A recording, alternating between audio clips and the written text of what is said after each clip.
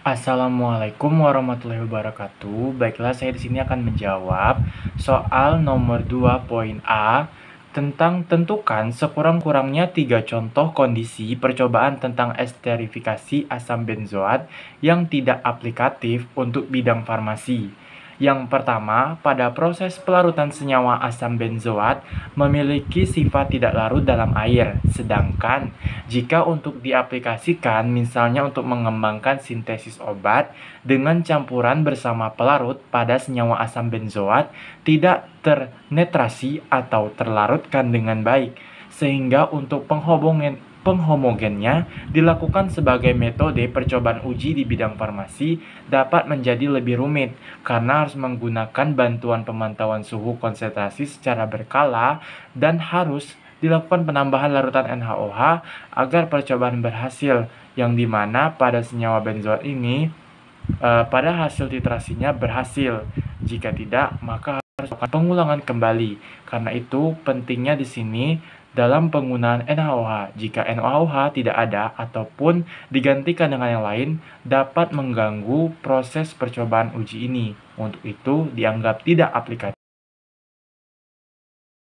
Penggunaan stabilitas suhu tekanan pada pemanasan pelarutan diperlukan dengan sejumlah pelarut yang harus digunakan dan diamati secara berkala, baik dari segi jumlah bahan, jenis bahan, dan juga data-data mengenai informasi bahan tersebut apakah sudah benar atau tidak, maupun waktu yang digunakan yang diperlukan agar pelarut dapat tidak terhingga, sehingga jika pelarutnya terjadi terbatas jumlahnya dapat mempengaruhi tekanan maupun konsentrasi larutan yang dihasilkan ketika akan ditambahkan pelarut tambahannya.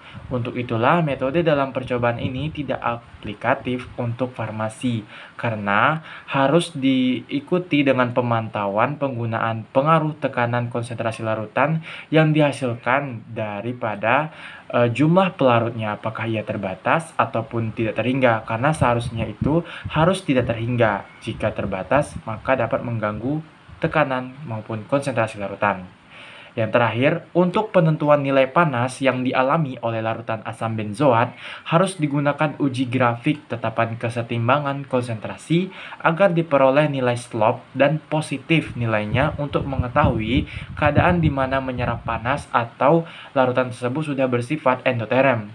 Langkah ini juga bisa memiliki nilai kemungkinan gagal yang sangat besar karena jika nilai panas rendah maka harus dilakukan pengulangan dan menggunakan prosedur awal dan pengamatan yang lebih dipantau sangat teliti, mulai dari penggunaan NaOH yang kembali tadi yang pertama, dan juga dalam pemantauan penjagaan tekanan maupun konsentrasi larutan agar stabil. Baiklah, sekian jawaban saya mengenai soal nomor 2.A tentang sekurang-kurangnya 3 contoh kondisi percobaan tentang esterifikasi asam benzoat yang tidak aplikatif untuk bidang farmasi. Assalamualaikum warahmatullahi wabarakatuh.